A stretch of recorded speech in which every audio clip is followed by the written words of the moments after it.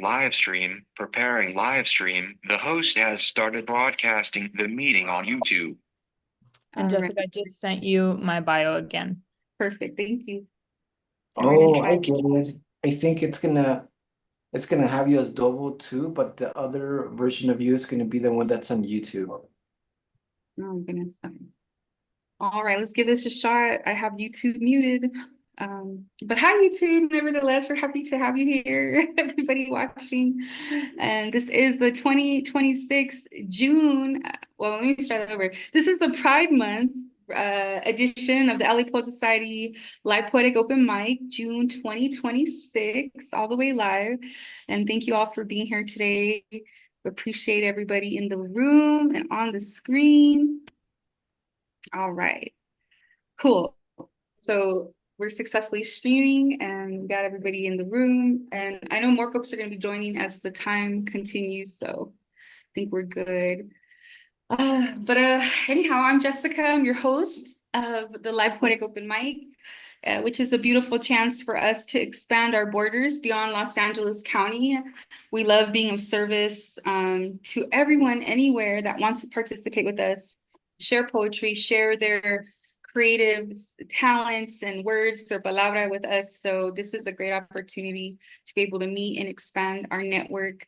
And we have some great poets lined up tonight and some great, wonderful people here for the open mic as well. So I'm going to go ahead and just do, usually I like to set an intention for today's show and kind of just go around and just allow everybody to give a one word of an intention for tonight. And all right, and also gives us a chance just to take that deep breath collectively and center ourselves. This is where you're at right now. You're meant to be here, and your time is a gift, and we value it. And thank you for joining us tonight. So an intention that I have for tonight, and so again, the question is just, what's an intention you have for today's show in your palabra or in the community that you want to share? And for me, it is connection. I love being able to see everybody again and connect with writers and also have the opportunity to share as well. But connection is wonderful, especially when you're far from a lot of your friends and family. So connection would be my intention tonight. Pass it to Alejandra. My intention for what I want to share tonight is to just be grateful just for the art of storytelling. I feel like a lot of people don't get to share their story until they're long gone from this earth. So the fact that I'm able to share my story through my poems, share who I love, share, who I love, who loves me, and kind of just what I care about, how I navigate through the world, I feel like is really important because I feel like if I can't share that now, then when, right? So I feel like the art of storytelling is probably something that I'm holding close today. Beautiful. I love that. I love that. If not now, then when? It's like, that's right. Mhm. Intention. Thank you, Alejandra. Juan, you want to share an intention tonight? Yes, my intention would be like release. Mm. Um, like I believe like in writing, um, goes a lot of my frustration or goes a lot of my like not put in a bad way at all, like emotions, like demons, right? And like just I allow them to flow out and to come back to me, in a way that's what the circle of art is. And so yeah, just I write to release, uh, not just to release, also because it's fun, but definitely like as a healing process, sure. I love it. I love that you said that you release and it comes back to you. I like that. That's circular or cyclical process of creativity or healing as well. Thank you. And Jacob, if you'd like to, we like to just set an intention for our reading today and just kind of go around. Do you have a intention you want to share for tonight's show?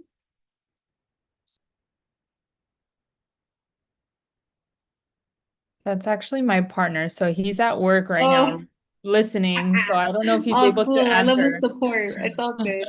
And then we have someone that hopped in and out. Cliff, maybe they'll come back. All right. Well, that's all good. I would like to well, I'll open up with a poem and then I want to pass it over to Alejandra and then we'll continue with our with the schedule lineup. But let me go ahead and but again, I wanted to thank everyone for being here today. It feels good to see everybody. See you, Alejandra. Okay. So I have a new piece that I wrote, and when I was a kid, there was always a question that people would ask me and it would bug me because of I guess what it comes down to now I know, right, at the ripe age that I am in, a few decades, a few decades, I was insecure about where I came from and my whole family history. Anyway, the question is this, but it's haunting me yet again. So here's my poem. Everyone wants to know where you are from. What is it with the placement of a name and a face and a location of origin? What cocktail enchants the curios of all the two-legged companions that claim Earth as their own? If we all share in that common root, what part of our cycle is meant to be weeded out? Name, face, place, heritage, a land. We're all the same skin, shining and sweating under the sun. Uttering where you are from flows with unease from my tongue. The discomforts of youth continue to find me, with now more at stake to take claim in my trails. Life brought me here. Will there be an answer that ends the interview? Do you mean harm when you learn how I got here and read the map I hold? I'm in a taxi cab, and the driver wants to know me subtly. The polite, um, the pile of pleasantries. What are your plans? What do you do? Where do you come from? How long have you been here? And questions on the same vine, each person seems to tangle in. My inner hum wants to say, no questions, please. Can't we just earn comfortable silence and be on our way? Our interaction will not remain for long. I churn in thinking that I need to reveal my saga, but for who and why? I am already paying with cash. My words do not need to become payment. And yet I abide. Claim the niceties, but for what? Whose comfort? After I answer, all goes silent. What does one expect? I need not answer. I need not speak. Where I'm from, the sun sets in the west and the sun rises in the east. My ancestors guide me from the north and I live my life in the south. That is where I come from. Things. So yeah, I'm just like, what? I mean, it was kind of fun to answer, but now like literally everyone asks, where are you from? Where are you from? Where are you from? It's just like, why does it matter? Where I'm like, I feel like it's how people place value on you, like what area are you from or where, Mhm. what tethers you to this place or whatever. And recently my boyfriend and I went to this poetry event and this woman was reading her poetry about just being an immigrant of the earth and how we're all just the same, I love it. not special at all. And I was just like, damn. I love it. Honestly, it takes away a lot of pressure because after you reveal things about yourself, then like, everyone gets quiet or people, that person just like that's all they wanted is to milk something from you. And it's like, why? Like, why do I have to give in? Or why, why? Yeah, why abide? But yeah, it's always like, what is it that you're looking for? Like, what are you looking to hear? Like, I mean, yeah, that placement. But now more is at stake too. It's like, who do I tell? Like where I'm from? Like I might not want to tell everybody. I don't know. Yeah, and we're also like the stewards of our own information, our own stories. So it's up to us of how much we want to give away.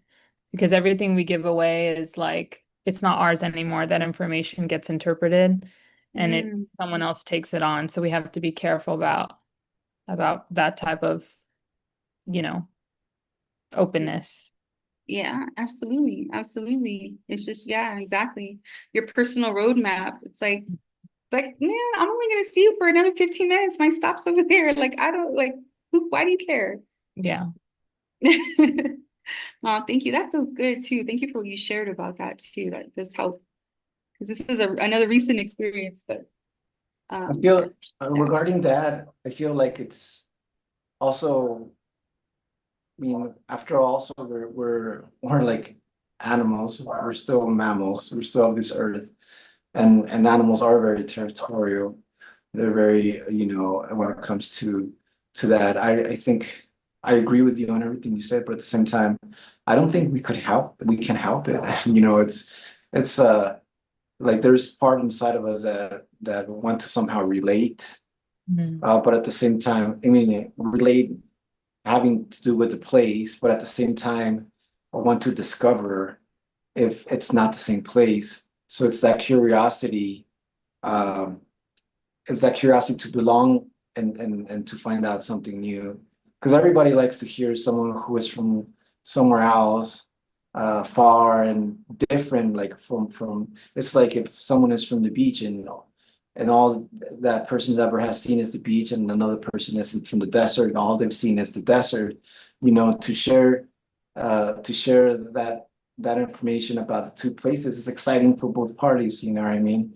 And in a way, I feel like it's also not a bad thing. It's also a good thing to share information like that. I get it that it could be invading sometimes.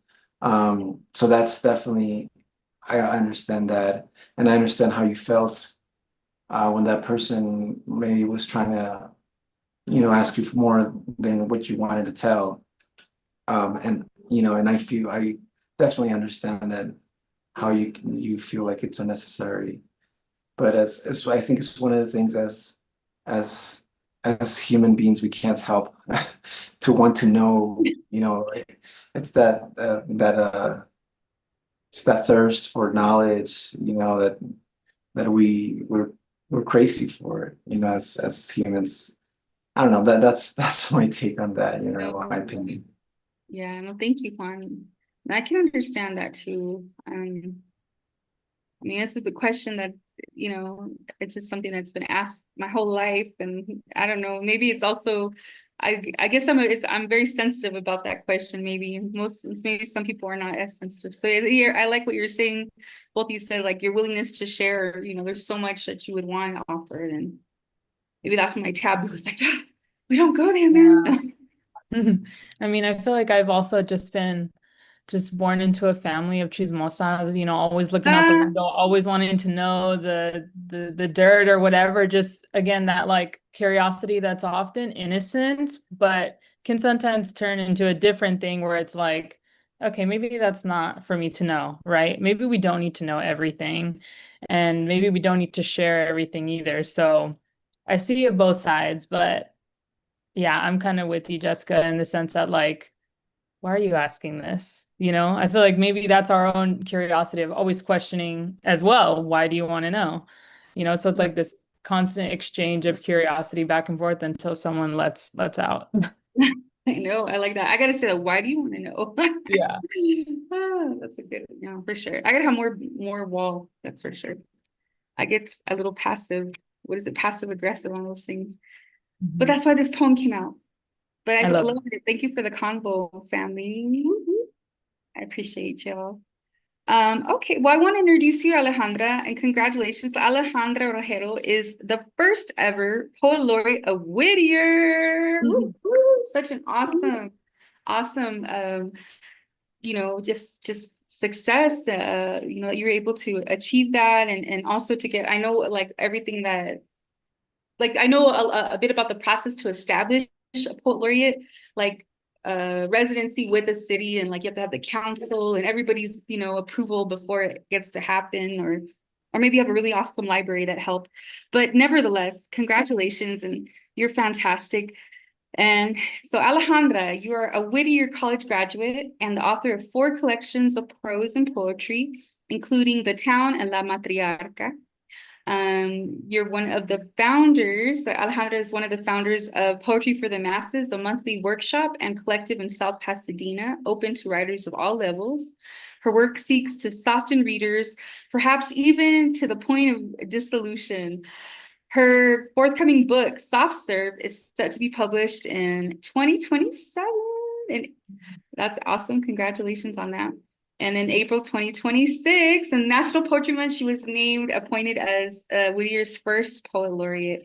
And we are fam, love you, always appreciate you for supporting, being part of LA Poet Society and helping us, with our mics. You've helped run some of the shows, you participated. And when we were at our spot in Whittier at Midnight Books, you were there as well. And I'm so happy for you. And thank you for being here, sister. The floor is yours. Everyone, please welcome Thank Alejandra you. to the Thank you so much. Thank you to you guys for just providing the space for poets, for who have started, just recently to have, been doing this for a long time. I feel like this art form is such a slow burn of love, and it really challenges you through the process of meeting other poets and obviously living out, more lived experiences. It's really great to have a community like this. So I have very fond memories of all the events we've done in Whittier together and in LA. So always carry that with me for sure. So very proud to be a part of LA Poet Society. I'm going to share a couple of poems, but I really wanted to share first. I know you mentioned kind of the process of becoming a poet laureate, and I just wanted to echo that it is a long process and it is very bureaucratic, and there's a lot of things going on, a lot of people that want to be in the kitchen with you. And I wanted to share that Whittier has been in the process of starting this program since 2023. So the fact that it had started in 2023. The applications were kind of put out last September. I didn't get the word until April, so it's been a journey. And so super excited to just be in the thick of it and to be at the center of all the work that is to come. So I'll keep everybody updated. But I wanted to share a couple of poems. I have, let's see, 3 here that I wanted to share. All new shit. Shout out new shit. The first one I wanted to bring to the top because of your poem, Jessica, about figuring out where we come from. So as I've grown these past couple of years and life has been lifing, I've been trying to figure out kind of where all of this love and joy and pain and everything that is within me, where it lives and where it came from. And it's hard because oftentimes we can't put it down anywhere. We can't put it down on anyone. We have to just continue and just keep on pushing and persevering. So this poem is about where I came from, someone I came from, and I hope you enjoy. It's called Island of a Daughter. I wanted to smell your pillow when I came into your house, uninvited. Feel the oils of your soft head on the pads of my fingertips, count the stains. Take some of your snacks for work so you'd know I was here. I try on your blue suede loafers, the glacier blue broken in ones that you've worn since I was a girl, and I still can't feel them. I take a picture like I'm in a museum with a time slot, and when I walk into your garage, I put your slippers on so I don't dirty your floors. My brother, your son, insists on showing me your new toy, turns the car on, wants me to sit inside, but I don't dare. I stay put. I am an island of a daughter, lonely and surrounded by water, and you live in the desert. My brother tells me it's okay, that you'll come around again. You always do, and you just might once you read this. But I'm too old now. I have a boyfriend, I have a big fucking mouth, and I remember everything. I am from a past love, a life you've already healed from and put behind you. I tell my brother that's not good enough. I need more. I am a daughter who needs more, and I can't undo myself now. It's too late. I can't forget that I came from somewhere, from someone, from you. Thank you.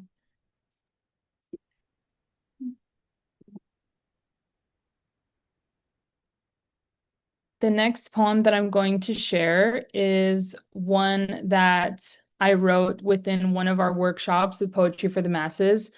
So it was a workshop about love, which we try to do, maybe twice a year these past couple of years because people love talking about love so much, which is totally understandable because I do too. And the prompt was essentially to write about your favorite love song. And thinking about one of my favorite love songs kind of brought me back to this memory. So that's what this poem is about. It's called You Make Me Smile. We're going round and round in the parking lot of the Goodwill near your mom's just to be silly. You're driving your beat up Elantra, and this was before you fixed the squeak in the door.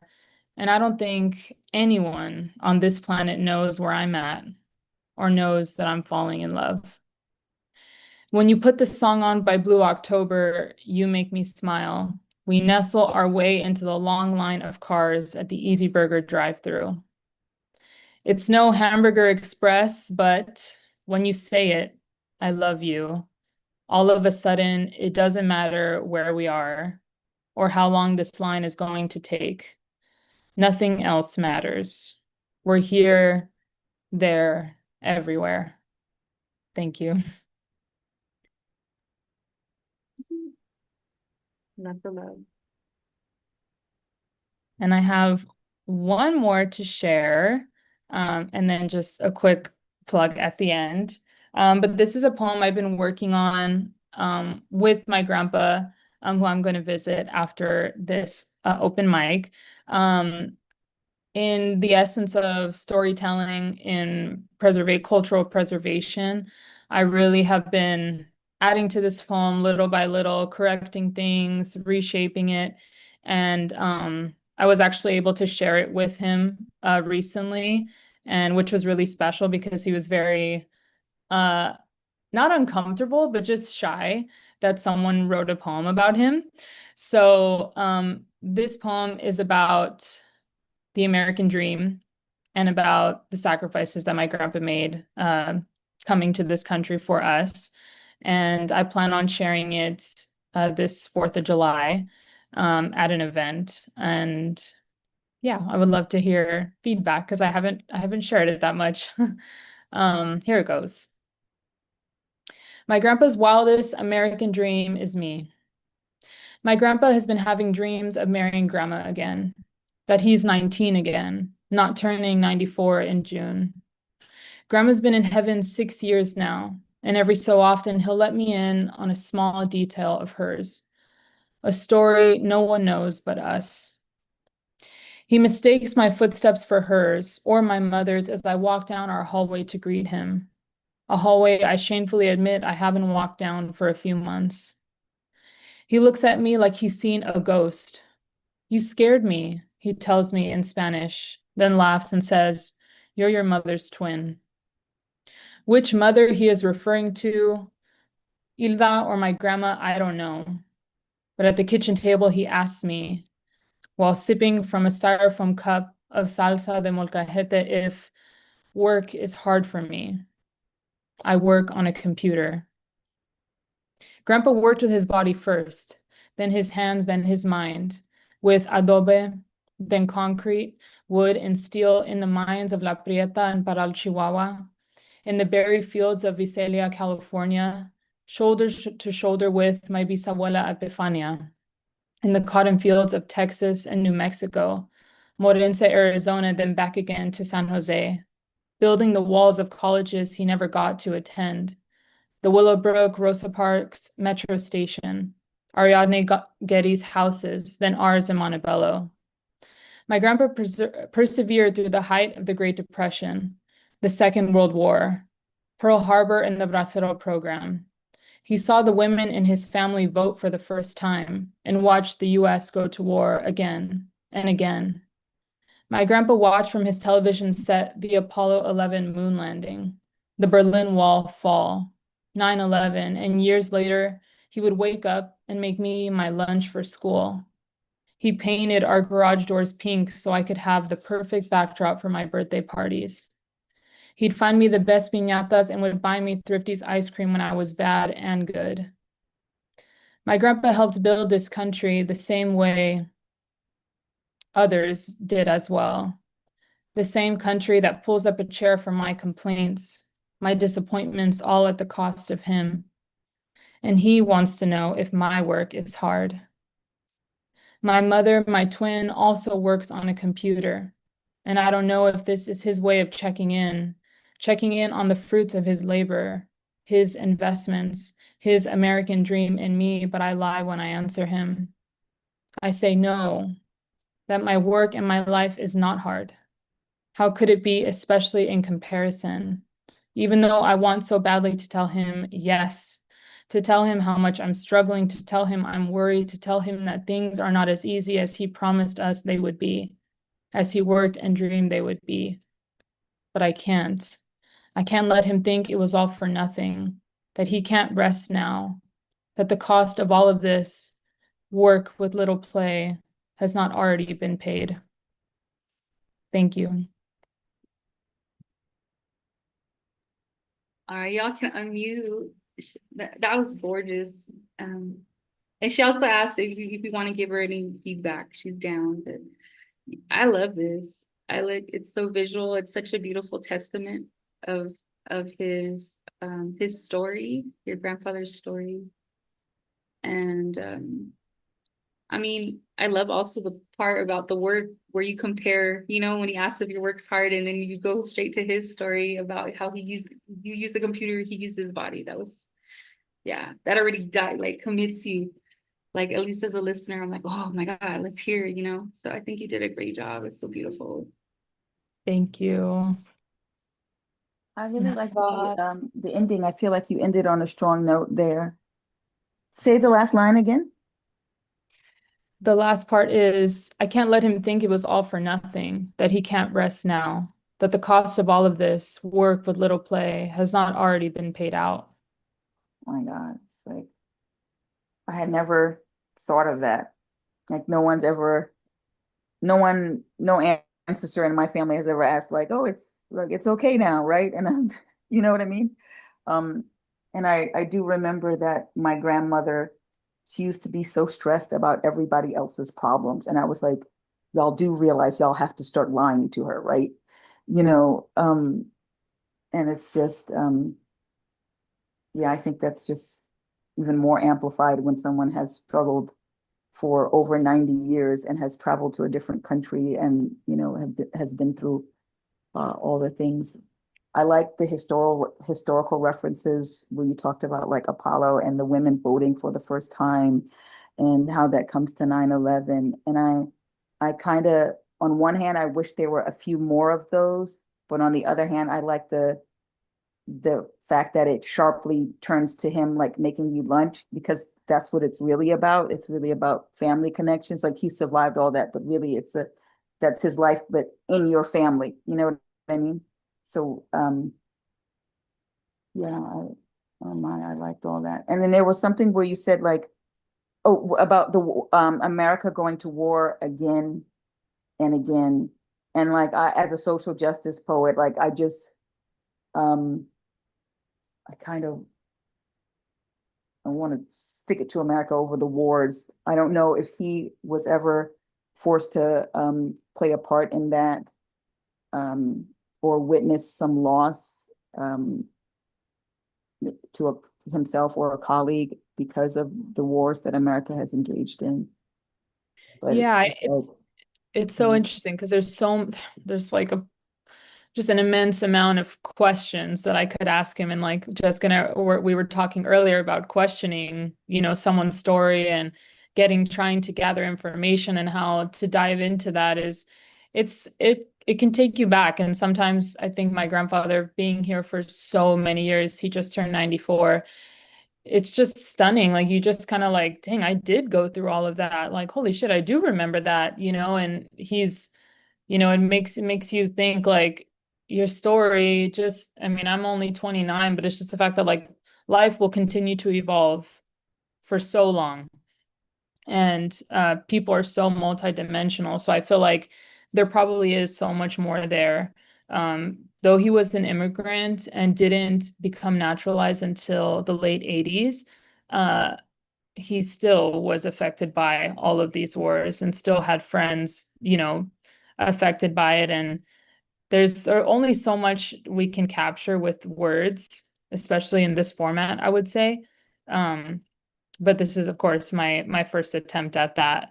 Um, he Something that I didn't get to really share or go into that I want to add is that he was a very famous minor league baseball player in the What? 50s in Mexico. And so like he gave up his dream to come to the US to work for my mom and for all of his kids. And so it's like when I say that his dream is me, it's true. And he told me, yeah, that is right. Like I guess all of this was for that. And that's why I didn't say the truth to him, because he said if you weren't happy, all of this would be for nothing and I'd rather have just stayed over there. And I'm like, okay, all right, don't go crazy now. I'm like, Wow. I'm like everything's going swell, I promise. So, Wow. yeah. Oh, wow. But thank you for that. There's so much to say and so much to share. But this is definitely a first attempt at that. It's Yeah, really beautiful. It's just Thank you. really beautiful. yeah. One of And my you're going to share it at a location in the like a public location on the 4th of July, right? Yeah, so I've not sure if you were here earlier, but I was selected as the Whittier's first poet laureate. So they want me to read at a 4th of July event. And they're like, we would love to hear, poems about democracy and, all that good hoorah stuff. And I'm like, I have a great poem about the American dream I'd love to share. So I hope they're Love open to it. it. Love it. keep That'll it be my real. my first test. Yeah. Well, this is a beautiful American dream poem from love and your own family sacrifice and roots. So I think that's a beautiful way to deliver. Thank you. I hope they'll agree with you. Heck yeah. They'd be crazy if they didn't. Yeah. But Awesome. thank you guys for your feedback and for listening. I also just wanted to share that every single month with our collective Poetry for the Masses, we host a workshop series in South Pasadena for all my LA SGV peeps. This tomorrow is our next one, and it's going to be called Words from My Father. So kind of, touching on this poem and on one of the other ones that I had shared. But we have them every single month at the last Friday of every single month. So I can add our Instagram in the chat. And also, we're going to be hosting a celebratory event for the laureateship and just a fun poetry reading celebrating our community on Saturday as well. So I'll add all that information in the chat in case anyone's able to join us. That sounds perfect. And also plug your links of how folks could support you by getting your books or where they could find your libros. And Yeah. yeah, any Oh, ways to support you too. thank Thank you you so guys. much. You're fabulous. I'm so proud of you. Woo-hoo. This is wonderful. And yeah, I mean, at least it got to happen. Like I know all that stuff takes forever and we're so anxious as poets, we move fast. Like we're doing events so much. And they're like, well, they're bureaucracy. But Yeah. nevertheless, woo woo, go Whittier, go poets, and go Alejandra. Thank Yeah. you guys. You're welcome. Thank you for being here tonight. All right, let's give it up. Put some emojis, put some love out there for Alejandra Rojero. She has her links in the chat there. All right, thank you everyone for joining us. Happy Pride Month. Happy Father's Day month too, right? Papa's month. And thank you everybody again. So if you want to share on the open mic, you have up to 7 minutes, and you can plug your name in the chat. We have another featured guest that I want to introduce, another part of the LA Poet Society family, who had hosted our One Mic, One Globe online for a few years. So it's so great that he's here in our Zoom world again. I got him back. And that is Voth. And here's Voth's bio. Yeah, we love Voth. Voth is incredible. It says, breaching from the darkness. Voth, author of Diagnosis, spreads love and light into the world. His gift is connecting to His gift is connecting to the interconnected frequency we share as being human. Find Voth in the shadows, whispering hope. You may also join him on the first and last Thursday of the month for coffee, waffles, and poetry on Zoom. So yes, he does have a Zoom show coming up quite shortly. And so we definitely want to, I'm very honored and excited you can share with us today, Voth. Love you. You're up. Let's hear for Voth, everyone. Hola, hola. Thank you so much for having me. Well, Alejandra, real quick, congratulations. You are amazing. You're gonna do Whittier. Oh my God, I'm excited for you. Thank you, friend. You're Appreciate you. excited. So good to see you also.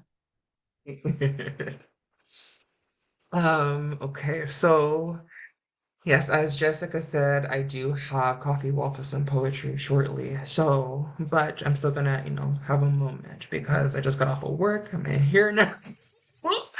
And I just want to interconnect with you all. The first poem I'm gonna read is actually disclaimer warning for suicide.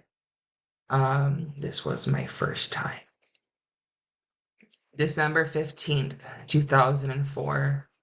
The afternoon of December 15th, 2004, I attempted suicide. Tongue, a vibrating manic who can't control the panic. Tongue, you're holding the words to protect our soul. Tongue, tasting the blood dripping from our wrist. Tongue, you sedated and mourned the truth. Tongue, you're licking our smiling teeth. Tongue, you survived in the lies. Tongue, I apologize. You survived in the lies, licking our mourned truth. Blood dripping the words to protect the manic from the vibrating manic. Thank you. If you ever get to see this poem, it's in the shape of a talus to also represent virtue. Now, this is some new shit. I'm working on book 3 because book 2 is in the editing phase, and I just, try to continue writing. I'm doing like a 3-part piece. I only have the 2 parts, but here it is. This first one is called Till Death. Through a doorway was a bedroom with a balcony. She looked over the courtyard. Her mouth, a cynical twist, hid the fear in her eyes. So her surroundings were opulent. She knew the general's advisors wouldn't allow her to live. They didn't understand their love. She considered the possibilities. It would be easy to slip poison in their black and white tea. She cradled her head. She knew she was in danger to the overreacting darkness, but she simply needed to feel someone on her side, needed to feel him on her side. Her hand stroked back and forth, picturing him over the bedspread, remembering his beard against her flesh. She whispered his name. He was unnerved at the sound of her scream. Someone frightened her out of her mind, and he made it look Like an unfortunate accident, she bit back the thought and hung. Thank you. There, I've been watching a lot of Law and Order SVU, and this is a fictional, poem, but there are a lot of stories who aren't being said because they can't. Mm. And so we remember the survivors who didn't escape, who weren't free from domestic violence. Uh,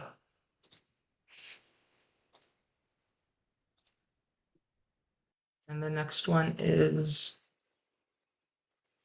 Do Us. To keep the smile on his face required effort. His fingers dangerously interlaced, tightening around the glass of Chardonnay. Death stared at the woman from across the populous room. He glared intensely, biting his lower plump lip, ravaged by her golden curls. Was that Medusa in the flesh to banjax his plans? Again, God asked him a question. He replied in Latin, shifting his ominous body, keeping his will-o'-the-wisp flickering eyes fixated on the scaled temptation. She twisted her body with grace, setting a half-drunk flute of champagne on a passing server's tray. To the mortal eye, she had rosy cheeks, silky hair, and a heart-shaped face. With confident, viridescent eyes, she took foolish chances, knowing she had nothing else to lose. Death famished a clear bite, but her tongue was a pathway to justice as she helped liberate the assault. Death knew this was Medusa, and he had already lost. Thank you. Yes, the darkness is here. uh, this next one is divorcing trauma.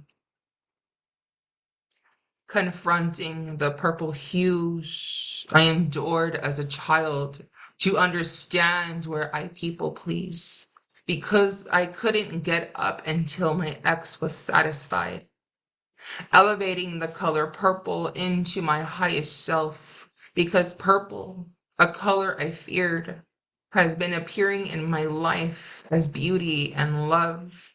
Burning lavender and sage, I am enough. Lifting the stems of trauma, fading the faces of darkness in the frequency of forgiveness, accepting hues of purple in the interconversion of love and hope.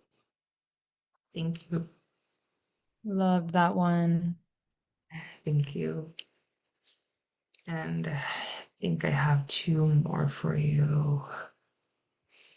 I spend so much time just dabbling in darkness that I don't give enough freedom, enough love to light. And there was one specifically that was like, oh, I'm scrolling through my manuscript. I'll read this one. Dancing in the stillness of water. Have you ever danced in a body of water? It's not like dancing in the shower. No, these breathless emotions are different. In the shower, water crashes against my body, setting off a divine landfill of rapturous, gentle explosions, relaxing, enjoyable, cleansing, blissful euphoria, a silent, soothing stillness. No, the undefinable cause to conclusion of dancing in a body of water calls not to question, but to inspire love within another body, where something felt lost and now is found by the comforting thrill and miraculous sensational biome of an underwater home. Dance, a beautiful ballet in a single breath. Pure way, 1, 2, 3, 4. Grand sumo, 2, 3, 4. Expose your arms to the fluidity. Become one single motion, waving your body to the frequency of love, floating to the surface without struggle, becoming immortal, surrendering to the magic of dancing in the stillness of water. Thank you. If you ever see this poem, I've shaped it into a fountain where it actually looks like a fountain and it's pretty cool. I love concrete poetry. That's like my combination of art and poetry, because if I try to paint, it doesn't make sense. It looks like something else.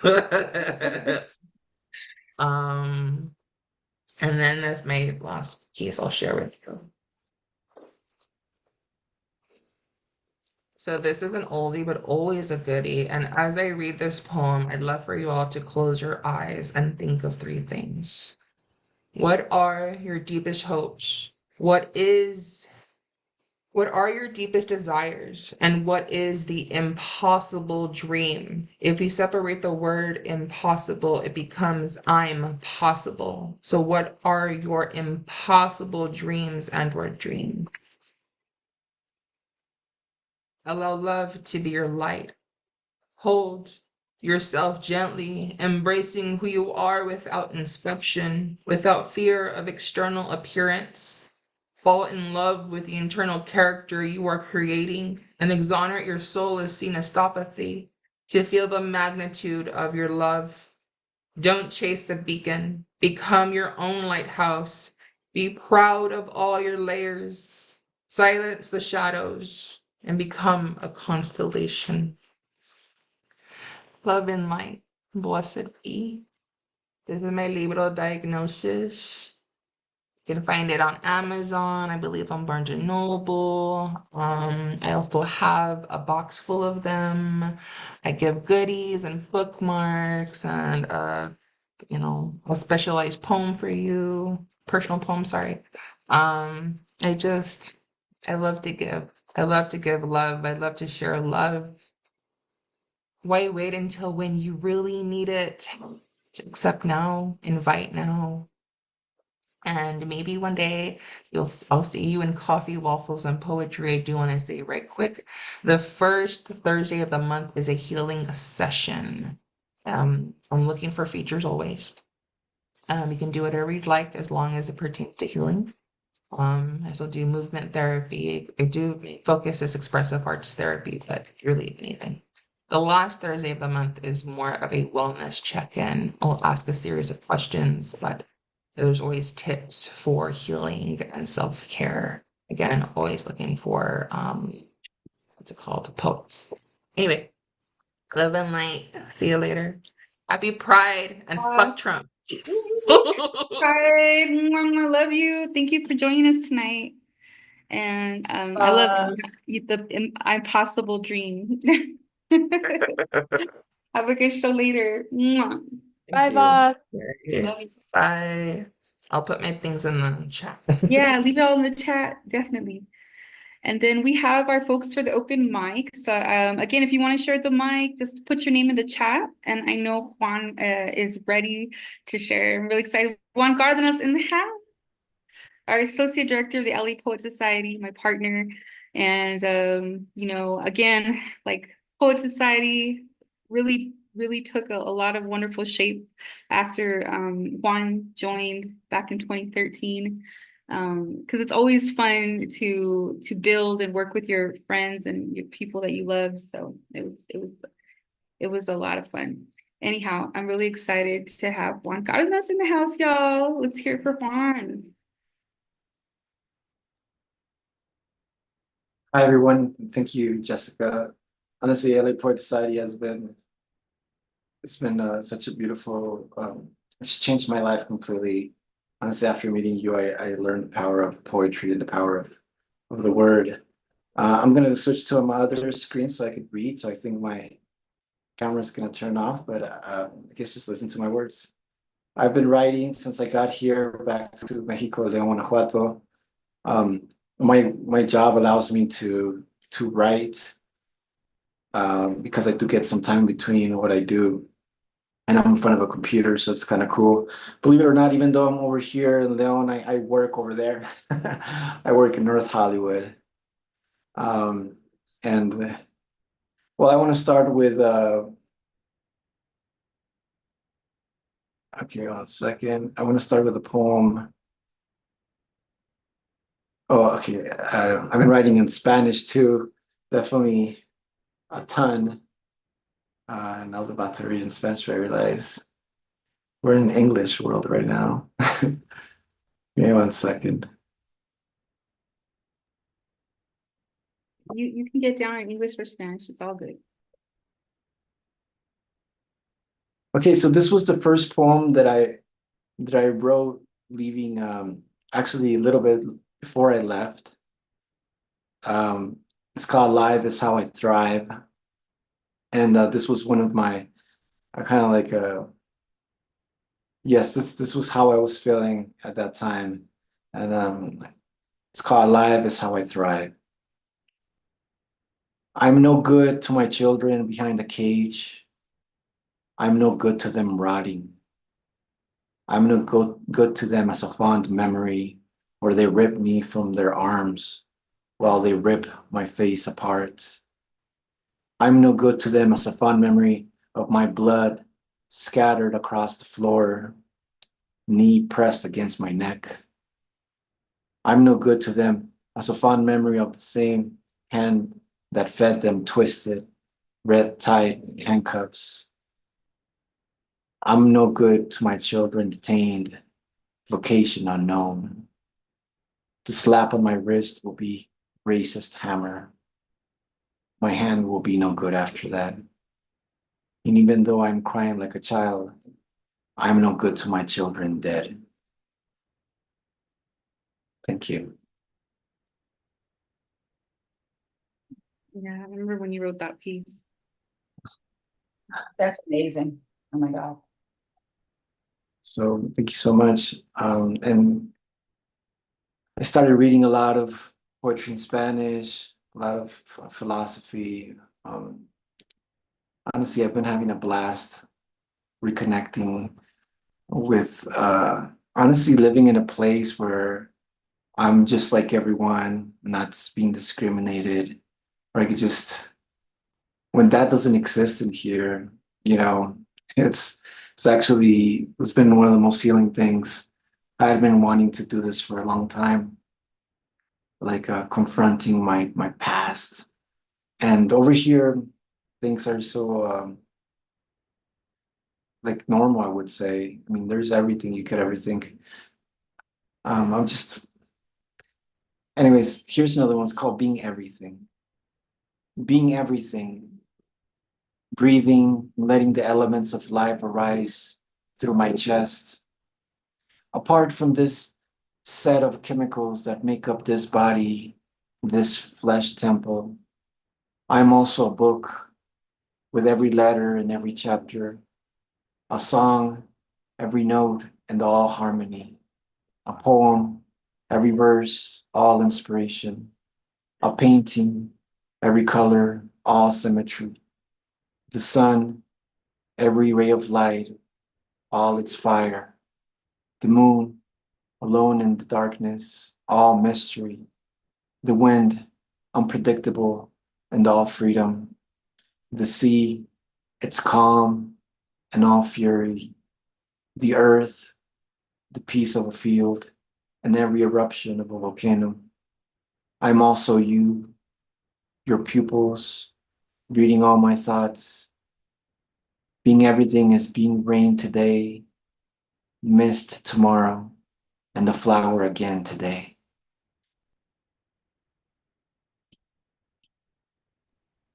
I Thank you so much.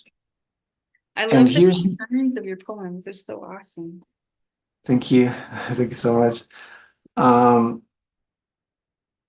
and although, I mean, every, there's everything. I hope, and this poem's called Borders Within Borders.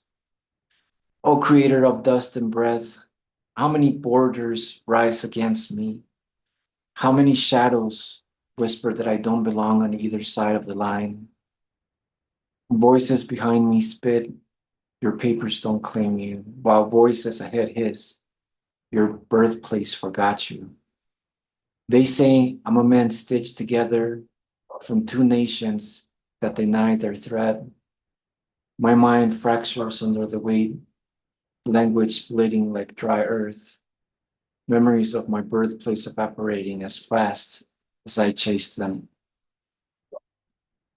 You are the shield around my broken name, wind, the echo that lifts my head when the world lowers it for me. I cry out from the freeway overpasses, from motel rooms that smell of sweat and hope, from long shifts where my spirit bruises, and still you answer me, from the mountains of the land where I was born, as if distance were nothing to a God who knows all migrations. I lie down and sleep in foreign soil. I wake up because you keep me alive when my mind tries to lose. So I will not fear, though thousands of doubts crowd the borders of my heart, nor when nationality and longing tear me into directions. Rise with me, wind, deliver the child who still remembers the smell of his mother's cooking, the sound of his father's boots on the doorsteps. Strike down the lies that say I'm neither from here nor from there. Break the teeth of every voice, outer and inner, that devours my worth. Let me breathe again in the land that raised me and the land that birthed me without having to choose which one keeps my soul. And that's it. I'm working on a second book right now, and I'm very close on. I think I found an editor, which I'm really excited. But nonetheless, I haven't stopped. Community. I started an open mic over here at a pizza and jazz place. I started trying to meet as many writers and poets as I could, um, to get inspired, but also to learn about the community here where I am. And I'm just very happy to see you all there. And of course, I miss everyone. And of course, I miss my LA. But um, but it was time for me to also do this one for myself too. And there's a ton of healing happening, and I had longed to feel like this for such a long time. So I'm just really happy. All right. Thank you, Juan. Thank you for sharing your work tonight and for joining us. And y'all feel free to unmute, show us some love. And yeah, we're back together again. High five. That was amazing, Juan. Thank you. Yeah, the unstoppable Thank you poet. for listening. You're like establishing community in Mexico as well, it's just like, I'm like, no, I can't believe they left. But then I'm like, oh, look at that. It's like expanding, you know what I mean? So that's beautiful. That's really nice. Yeah, there's a Yes, spot. this is a. Yeah, go ahead. I'm sorry. I was gonna say the world is bigger beyond Mexico even. It's and because I didn't have papers, because I couldn't really leave. I mean, I could have left, but having to leave meant I can't go back, and that's the case I'm right now. But just in the experience that I'm experiencing here, I'm realizing that the world is bigger than Mexico, including and yeah, it's a type of freedom that I hadn't felt my whole life. So I am really happy, and I will be back eventually after whatever needs to happen. But yeah, it's a beautiful world out here, not just here in Mexico. I think sometimes people underestimate the value of so-called minorities realizing and experiencing that we are not the minority. You know what I mean? That we are the global majority. It's such a powerful feeling. I have a friend who is She's Mexican, and she converted to Islam, and she married an Egyptian guy, and she's been trying to bring him to the US. And of course, you know, immigration, they're giving her all this trouble and everything. So she started visiting Egypt, and she's like, why am I trying to bring him to the US? She's just like, I can be in Egypt. People accept me. I'm not discriminated against. I've got people treating me nice. She's like, nobody can, you know, people sometimes mistake her for Egyptian. You know, she can wear Islamic clothing. She just feels like nobody's looking at her funny because of her religion. She's just like, this is how it feels to be accepted. And I was like, I'm sorry. I don't know to say, yeah, you know? So, yeah, I know what you mean. And her husband wants to move back out here, you know, for work. And she's like, I'm telling you, it's not what you think. You know what I mean? The what he's seen on TV or what he's heard about the US from other people, it's not necessarily the same as experiencing it and seeing Skid Row and seeing that like higher income but higher costs still equals poverty. You know what I mean? So I think it's something that he'll probably have to experience for himself in order for him to appreciate, just like it was something for her to experience being over there for her to appreciate, you know, her and her daughters. Yeah. Oh, I'm so happy you shared that too. Yeah, I mean that's absolutely right. Unfortunately, we know we see there's so much racism and like bigotry and the United States and ways that folks are like looked down or shunned in, you know, different ways. And I know a lot of us, you know, we stay and fight those injustices and try to change, you know, to change that narrative, lead that majority that we are, you know, with values that are accepting of all. um, but yeah, like even me over here, I feel it too. Like I just feel like I don't have to look over my shoulder or anything. I just, you know, it just there's a freedom that exists outside of the land of the free. It's pretty true. And I Um, think it's also important to share that, like, we don't get that radical rest that I feel like so many people deserve and are waiting their whole life for. And like, we don't get it unless we give it to ourselves, unless we surrender and give ourselves that radical rest that we deserve. And so it's like outside of the US, we don't really know what that looks like because we're constantly just having so many things happening to us left and right. It's just such a different experience of life. But when we decide, just as you and Juan did, for whatever reasons that led you to that, now you do get to make that choice to radically rest in a different way, you know? yeah. Yeah, and you're right. Like what you said, like that rest. Wow. That's a whole philosophy, sister. I never even heard of that radical rest.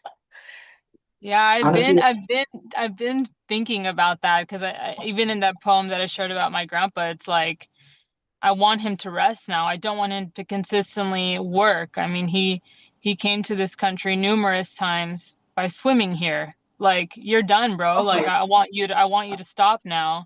But it's like these things continue, these generations of workers. But until we get to just get to say, you know what, not today or not anymore or not for right now, I feel like that's really powerful. And like we need to share it with more people in our community because it's like we're always apologizing. We're always saying, oh, I'm sorry, I can't make that thing, or I can't do this thing, or I'm to this. It's like, no, you're okay. You don't have to call me back.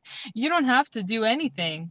Just be, you know? So yeah, I feel like that's something really important that we gotta like remind each other of.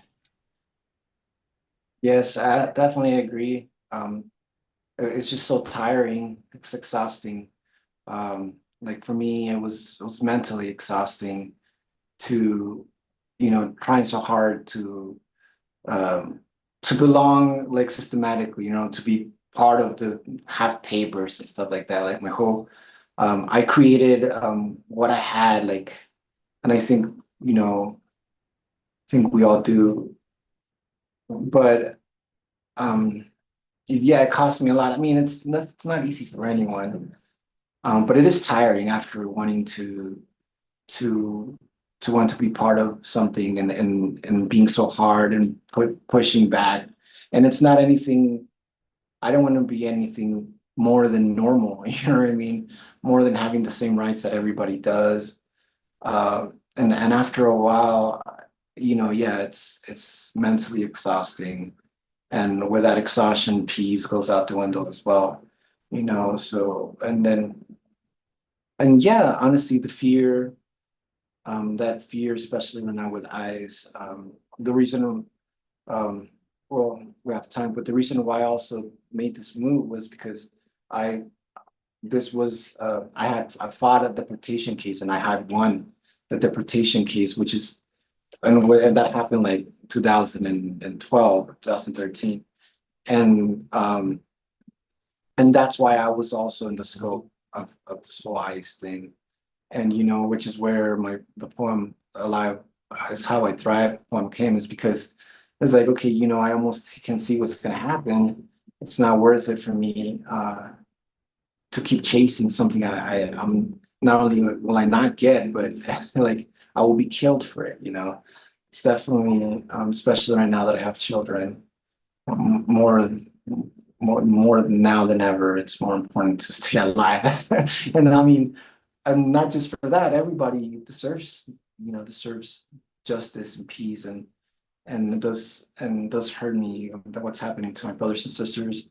I've been writing about all of this, a lot of it. I hope I really get to share more of this in the future. Like I mentioned, I'm finishing the book off, so I can't wait to share all of that with you guys about this whole process. But yeah, definitely that exhaustion is real. And I see it on Instagram all the time from DACA brothers and sisters whom are not being renewed, and the work permits from brothers and sisters who also are not being renewed, that they're not allowed to. And I've been in those shoes. It sucks not being able to work, like, just trying to earn your own money to eat, like not not being a beggar, like it's really exhausting just to have to fight, just to have the right to work and provide for yourself. Um, yeah, so thank you, Alejandra. Yeah, I think my um like to shorten the story, my father went on the pilgrimage to Mecca, met an Egyptian man who was very kind to him.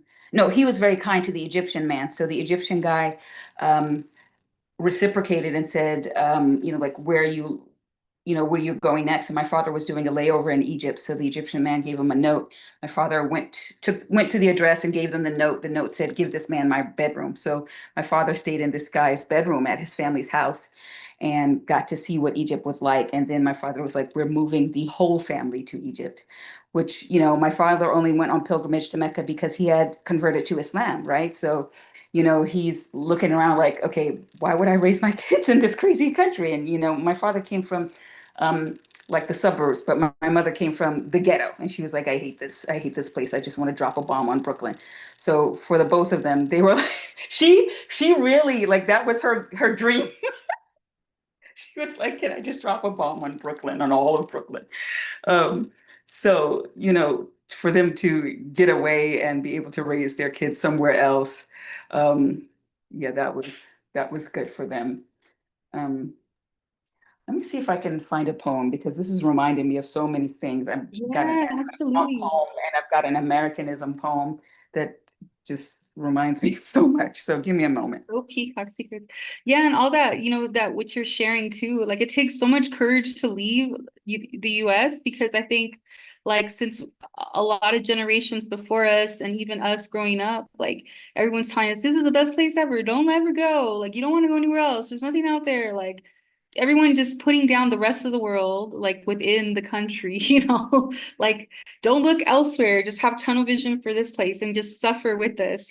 So I know it takes a lot of courage for someone to break out of that mindset and go against the grain and say, no, I want to go to Japan. No, I want to live abroad. No, I'm going to go to Egypt. I'm going to go to Mexico. I'm going to go to Guatemala. Like I mean, where you can really just live as a person of Earth, like part of a community and just be on, just be like, I know when I first got here to Mexico, like I got here in September last year. I'm like, wow, all the plants are free. I was tripping out because like so many just nature, right, was just growing abundantly and wildly and in mass, and no one was trying to trim it and cut down the branches for growing too much. And so for me, I love nature. So I was like, yes.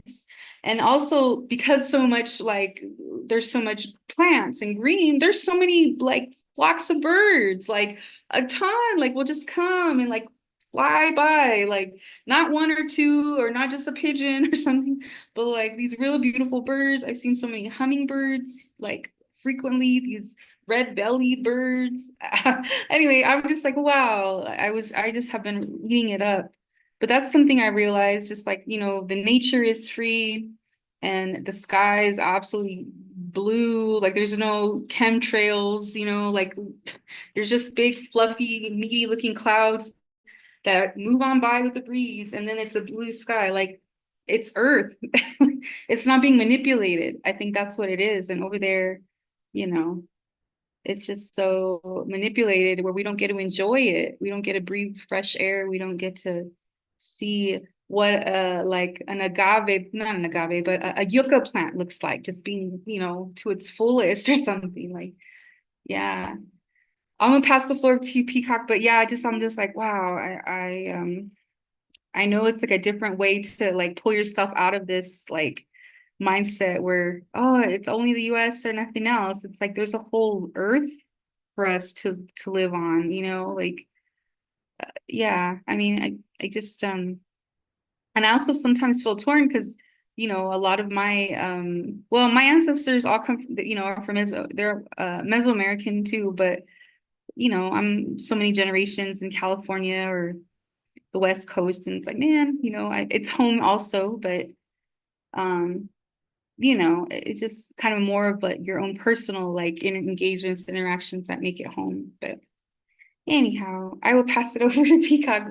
But I love this. I love this, y'all. Live poetic open mic. We've been reading poetry, but we're also like really like talking heart here. So I love it. Thank you, everybody. Peacock Secrets, everybody. She's up next. Yeah, girl, you've spoken so much truth. Like it reminds me of how long Black people have fought for this flag, and the flag won't fight for us, you know? And then if you kneel, then something's wrong with you. It's like we've been fighting since the War of Independence, since 1775. And but don't you stand up for your own veterans, right? So um let's do two poems. Well, depending on time, because oh, maybe I only have time for one. Okay, this one is called Brainwasher in Chief. Your heart is a bigoted, black, blocked up, deceptive rock. That factory in your face is mass producing lies. We're staring at your misogyny, but we can't seem to open our eyes. Yet your eyes are openly loud, racist, and strong. Your sweaty palms washing our brains till right is wrong. And we can't seem to look away because T-Rump's plastic grass is greener. We got to fight against decency because T-Rump's bullcrap is cleaner. So where in this heated climate would anyone choose to dwell without your clamorous lullaby guiding us all straight to hell? We put the truth and your lies side by side. And dang it, we still can't decide. Looking at your shark tooth grin, it's hard to tell. Something's fishy here, but we're so hate high we can barely smell. So now you've locked our chests, put our intellects in jail, bribed a pig for the key, then bailed with all our bail. You dumped a drunk judge in a bucket of scotch. It ain't the first or last time you grabbed justice by the crotch. You seduced the law with a hot batch of rumors, half-baked and gullible minds, malignant tumors. Arthur's new table was round, Arian's new office is oval. Stars, stripes, and anthem all kneeling to the clan. Sold Dr. King's legacy for a wall and a ban. You and your MAGA minions made millions of us ill, nation wheezing while you staged your super spreader events still. Rallying, bullying, rioting, lying, you terrorized this nation's peace. all while waving weapons but hiding your white sheets. Chaos, because the COVIDian king needs to keep the crown, screaming, screw Black Lives Matter, coup, operate, let's topple the Capitol down. A promenade of rage and spades generated by your presidential prate. Meanwhile, your slave catchers, calling themselves police, were seen taking selfies with terrorists in the streets. For Dumpty the dunce, desperate to dominate with hate. Up until we, the woke folks with woke souls and woke voices, we prayed up for an answer. And he above replied to your Islamophobic throat cancer. Quote, nay, we hurl the truth against falsehood, and it knocks out its brains, and behold, falsehood vanishes. That's the Quran 21:18. So who cares if you whitewashed half the brains? Them skulls are on the floor. Diverse truth stomped them out. Opened the door and kicked the rumor mill out. Emptied the brainwasher and dumped out your trash. Set your xenophobia on fire and told you to kiss our ass.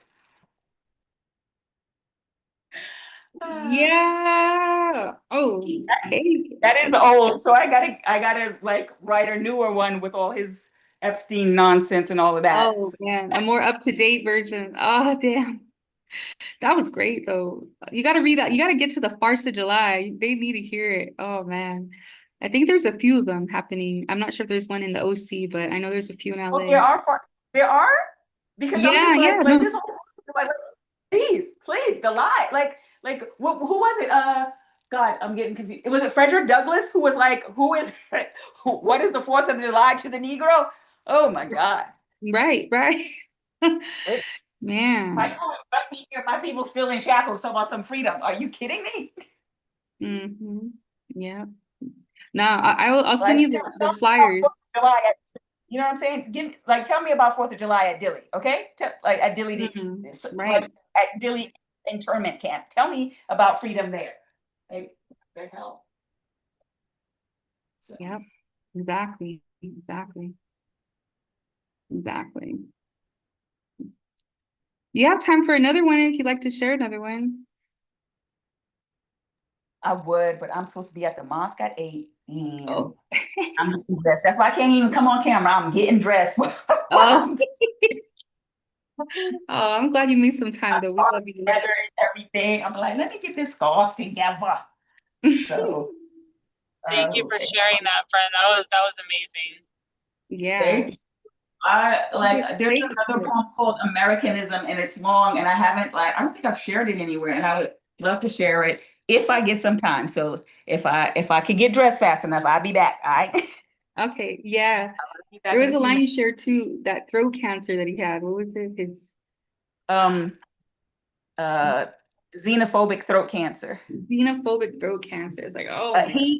Okay, yes. Up until we, the woke folks with woke souls and woke voices, we prayed up for an answer, and he above pre-replied to your Islamophobic throat cancer. Yes. I Yes. love poems that are like fucking painful to hear. They just like make you wince. You're like, oh fuck, no, oh, just another one. Like, I love that. That's That's so true. You're like, oh, it's true and it hurts, but thank you for saying Yes, it. yes, but it needs to be said. So you're just like, oh, again, give it to me again. Like, yeah. like you said it, sis. You said it. I mean, I feel like it's not, I mean, it's hard to find the words a lot of the times. And then these different atrocities get worse and worse and more details. And you're just like, wow, like I don't have enough vocab, adjectives. It's just bad. And you know, if you feel terrible inside and it's like, damn, hard to, for me anyway, it's hard to kind of to put it into any kind of word. But Especially yeah, like there's always something new that you're like, oh, I should write about this. This is horrible, you know? Like the last one that got me was like Cohen Wiley. I was like, I yeah, can't. that's so that I can't even face that.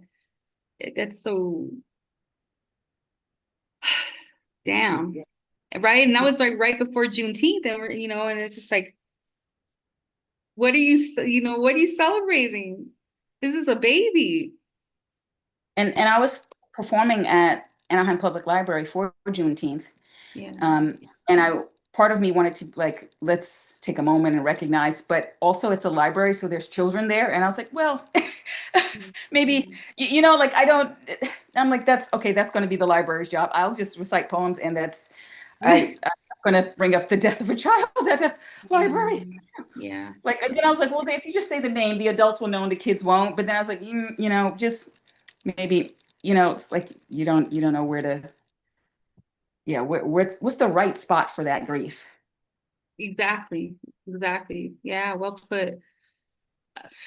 But it has, you know, it has to be heard, and he should be honored, you know. I mean, poor little guy, like, I mean, what the hell?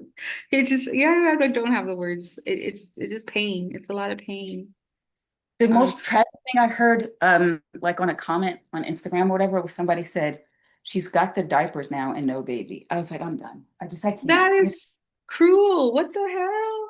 No, Some like they were people. pointing it out. They were like she went in there to buy, she bought the diapers, she had a receipt, she got the diapers, and now you killed the baby that she bought the diapers for. Like all of it, like it's a horrible cycle. I pay for the diapers for the baby. You kill the baby. So now I don't need the diaper. Like you did, why?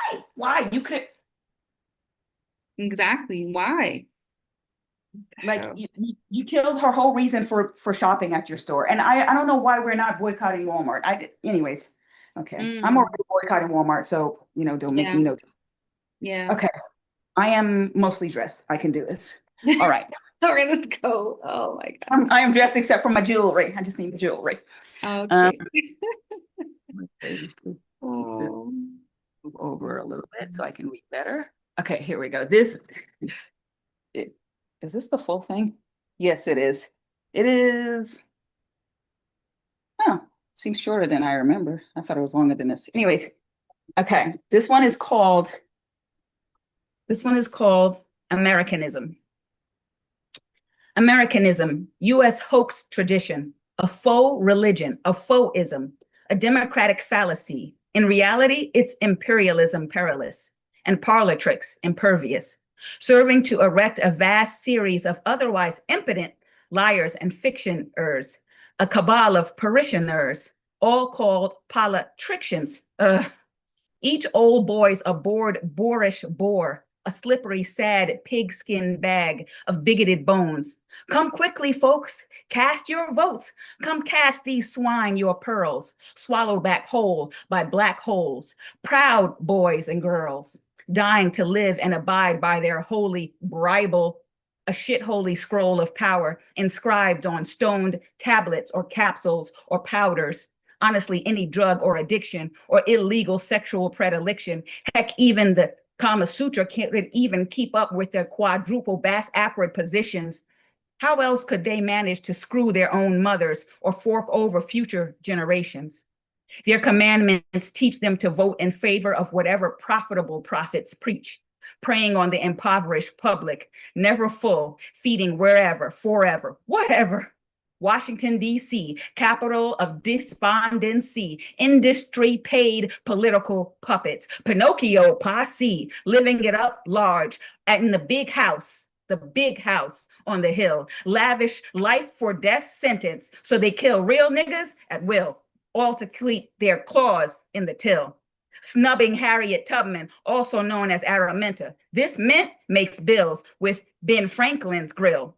Will we be boasting a Black lady with bravery, brains, and will?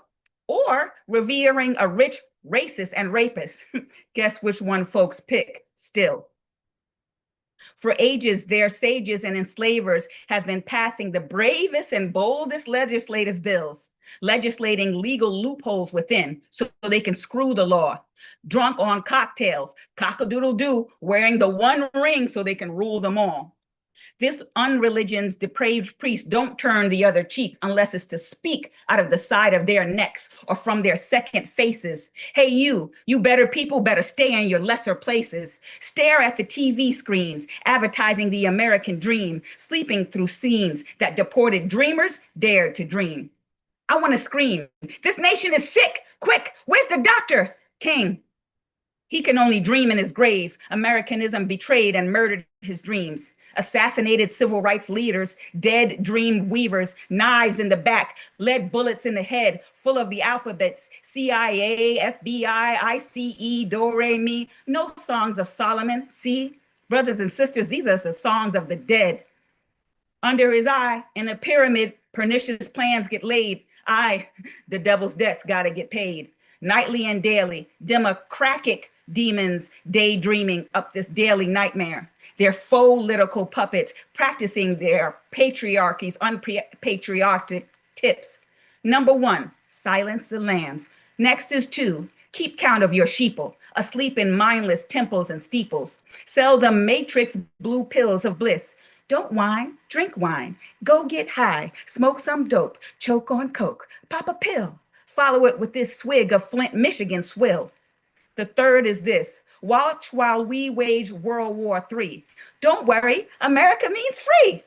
Owner of half the world's nuclear fryers, yet only nation to ever use them. America's got priors. Yet US politicians will say, no one can be trusted with nukes except us. But that's just like trusting a carjacker. Here are the keys to every school bus. Drive it around, genocidal G.I. Joe. But he's two rap sheets to the wind. Every living being is on board. How do you think this trip's going to end? I remember when a shaman of Americanism shamelessly declared our demagogues as demigods, dubbing our presidents leader of the free world. Quick query, who are the free supposed to be? Did you mean the 8 billion human beings with no chance to vote on their leader of the free world democratically? And who are the unfree world supposed to be? If I want to join, would they let me? Me and the millions of Americans who never agreed with certain past racist presidencies. Because the Electoral College rules this fraternity. Upperclassmen in the upper classes serving villainous masters, Mr. Corruption, head of hedonism, and his green statued whore, a backstabbing gold digger from New York, whose blindfolded sister keeps tipping her scales in their joint sections of Congress. Impregnable pregnancies, begetting them three, narcissism, sadism, capitalism, their seedy secular trinity, Shaitan's nameless new theology, shamelessly disguised as an ideal democracy from the only country that snatched our name off of 2 continents, then claimed it ours via monopoly. This is America. Go back to your country. Hoax and hypocrisy. We've never been a democracy, and we never will be. Peaceful protesters losing their liberty. So you choose. Which one will live freely? Your mind or your body? Brain cells or prison cells? Tell me.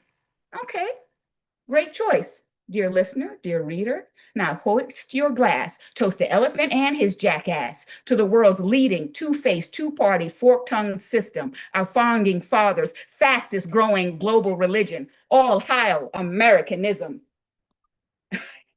Damn, woo, girl, Peacock secret. Oh my God. Turn off that alarm. Oh my God. I love it. Oh, the irony of all your lines, they're so good. The Flint, Michigan swill, the genocidal G.I. Joe. Gosh, oh my goodness, you said it all. Yeah, that's gotta go out there. That's gotta be published. That's gotta be like a manuscript right there. Like seriously. I gotta get that out, huh? Yeah. Never I been mean, published. Yeah, it's just sitting on my website. Like just ooh, just truth bomb after truth bomb, but also like I love that you throw it back on just like the regular people, like, hello, are you thinking about all this? You know, are you paying attention? it's just and there are like certain lines in there that have like double entendres and stuff like that. That Yeah, those are like great. some of them are like some of these I'm like, this is sexual. Should I have put this in here? I'm like, well, it gets across the meaning I'm trying to convey. What is it? The 2 sections of the Congress, or what was it? Yeah. And then there's one about like it's like there was one like a section about the Kama Sutra and these people, blah blah blah, and then it's like cocktails and blah blah cockadoodle, and then it's like one ring to rule them all. And I was like, yeah, I know what I'm doing here. Do other people know what I'm doing here? I should have done that. I was like, well, like so, yeah, it's yeah. But I did recite it once in a like an acting kind of class, like a oral interpretation class. Mhm. But I had to do a shortened version because you can only do a certain number of minutes. And Right. one of the classmates stood up and clapped. He was so happy. Wow. Yeah. I was like, what? So yeah, I do need to get No, this that's out. great. You can make that into a play too, honestly. I mean, the way you read it is awesome. And damn. Yeah, I was just like, what? And but then your question, right? Who is the unfree world? Like who are the unfree world? Like, damn. I Thinking hate about that phrase so much.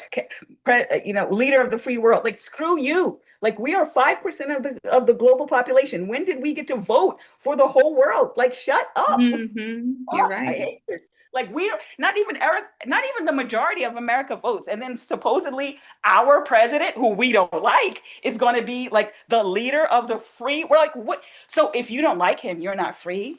You know what I mean? If you don't accept him as your leader, then you're not free. What you're not free minded. You're not freed from what shackles. Your president or your leader must not be as good as him because he's the leader of the free. Like, what are you talking about? We're not even free here. Like, being shot in the back is not free. What do you? Yeah, it really upsets me, and it's arrogant. It's so arrogant. Yeah, It's absolutely. it's. I would say it's the most arrogant statement I've heard, like title that people have given to some leader. I mean, of course, I don't know about what they call other.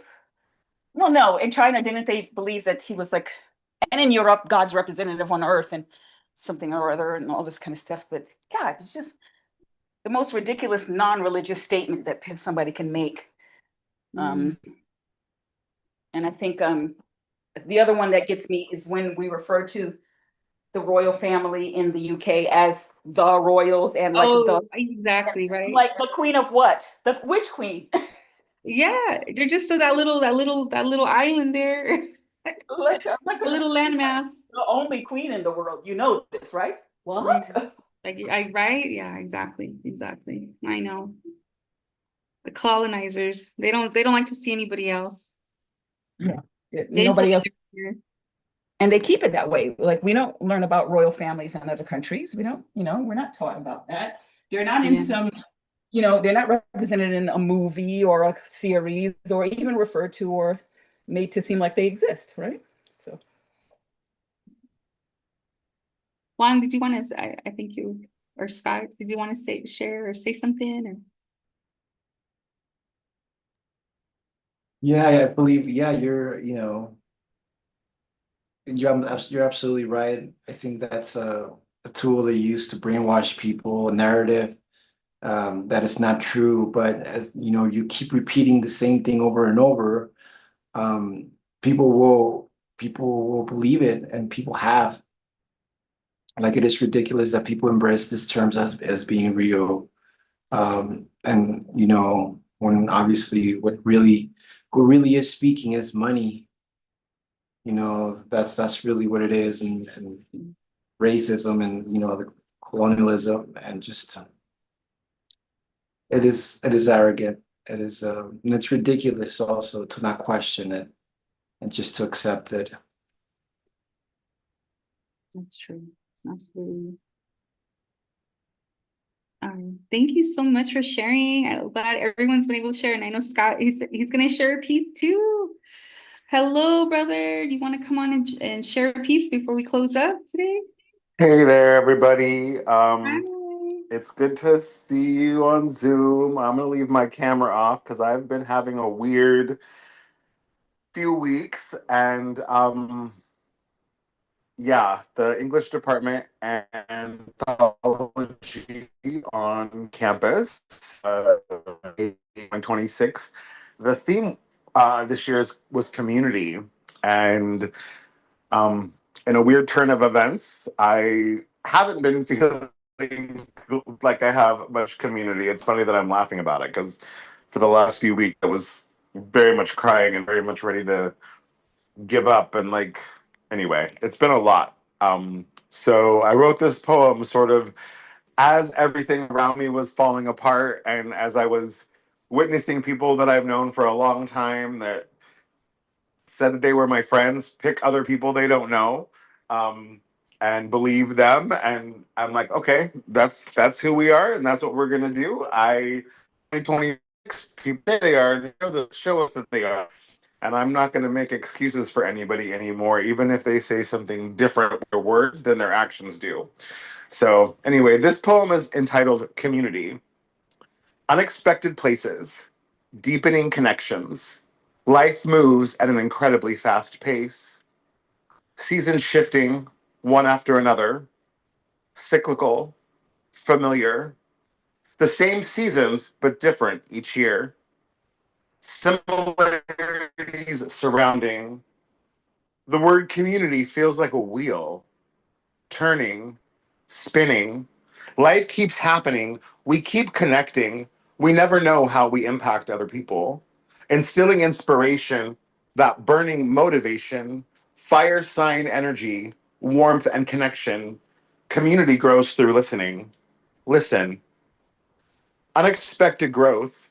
Anxiety has been a constant companion, pushing myself to show up, get past it.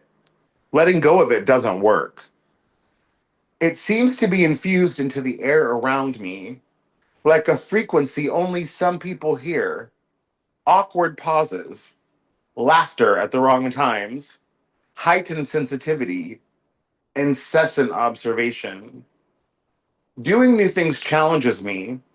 Meeting new people helps me open up, expanding my perspectives, deepening connection. With each new time, it's a reminder keep showing up, keep trying new adventures. The anxiety is real, but the connections are also very real. Follow that vibration spark, warmth and connection. Community grows through listening. Listen. Unexpected conversations, deepening understanding. Italian Leo extrovert. I always talk. Connections are built through listening. Listening is an incubator for community, shared experiences, familiar feelings, deepening connection, community. There's movement in those words. They are happening, they are moving, going somewhere, sparks of inspiration, listening, understanding, cycles of connection. Communication is reciprocity. Excuse me, communication is reciprocal. Community creates reciprocity. Connection energy, warmth and connection. Community grows through listening. Listen. Unexpected new beginnings, opening up, let go of expectations. Energy is always changing, allowing new things to happen, going on adventures to new places, taking classes to expand my knowledge, opening up my mind to possibilities, opening up my body to motivation, opening up my heart to connection. Keep moving, keep learning, keep loving, keep your heart open, warmth and connection. Community grows through listening. Listen. Yeah. Thank you. That's kind of a Jessica, that poem that I wrote at Coanga de Campo de Coanga. That's kind of like I felt like it was like a part two of that, right? That Yeah. let go, release, let go, and Right. yeah, just thank you. I really appreciate you, and you brought in these last 6 years brought poetry back into my life in such a real, powerful way, and I just thank you for all the things that you've helped me create and become real, right? I'm published now, and this, if I get published in this, it's gonna be 4 actual books in a year. Yeah. Like, what's going on? So just thank you for all of it, and just thank you for the ways that you just, hey, just show up. You don't have to share your poetry, just show up. And I appreciate you, and it's good to see you, one. Mm. Love you, Sparty. And hopefully hopefully I'll remember next month. That's why I logged in late. I was like, oh crap, it's Oh, 7 o'clock. I need to log in. you made it though. But I'm yeah, glad you I made hope you all it. have a great night, okay? You Yes, too. absolutely. Yeah, and I recognized Okay. you started sharing about community too. I was like, wait a minute, it did remind me of the one at Capoeira too. So I love that you Yeah. said this part too. That was so beautiful too when we were all there. I love that. Hopefully, Yes, it we'll try was. to get all the work together from the folks that were there, or at least even a few, whoever wants to participate. But I want to publish a digital zine of our poems of place. So Definitely would love to have you be a part of Oh, that would be so fun. Yeah. Oh my gosh, yes. Totally. Yeah. I'd be down for that. All right. Yeah. Okay. All I'll right, let tell you. the littles that Scotty says hello, and our birthdays are coming up. Ah! I know. I know. Look, it still made me an origami cat. Oh, how cute! I love you. Oh, so Yeah. He's always got clever. that Leo. Always got that Leo. Always got that Leo. Absolutely. Yeah, he's so creative. Always. Yes. Always. I'm Well, glad you got creative parents make creative kids, right? Yeah, I guess so, huh? We can't help ourselves. But I'm glad you Yes. got to be So here. sending you both lots of love, okay? Love you too. Mwah. I'll talk to you soon. We'll talk to you soon. Thank you. Bye bye. Bye. Thank you. Thank you for joining. Thank you. It's us, the Dream Team, LA Poet Society in the house. Woo woo. Thank you, everybody, for watching Live Poetic Open Mic. We're here every fourth Thursday of the month from 6 to 8 p.m. Pacific time. Feel free to join us wherever you are in the world. We love you. We want you to come be a part of what we're doing. Share your palabra with us. Share your words, your work. And all genres are welcome. So if you want to be part of Live Poetic Open Mic and you want to sing a song, if you want to tell your story, a novel excerpt, we welcome all of that. So thank you for everybody for being here. Thank you, Juan, for being here. And we wish everyone a safe, beautiful day, evening, and take care of your loved ones and take care of yourself. And if you want to keep in touch with LA Poet Society, you can find us at lapoetsociety.org.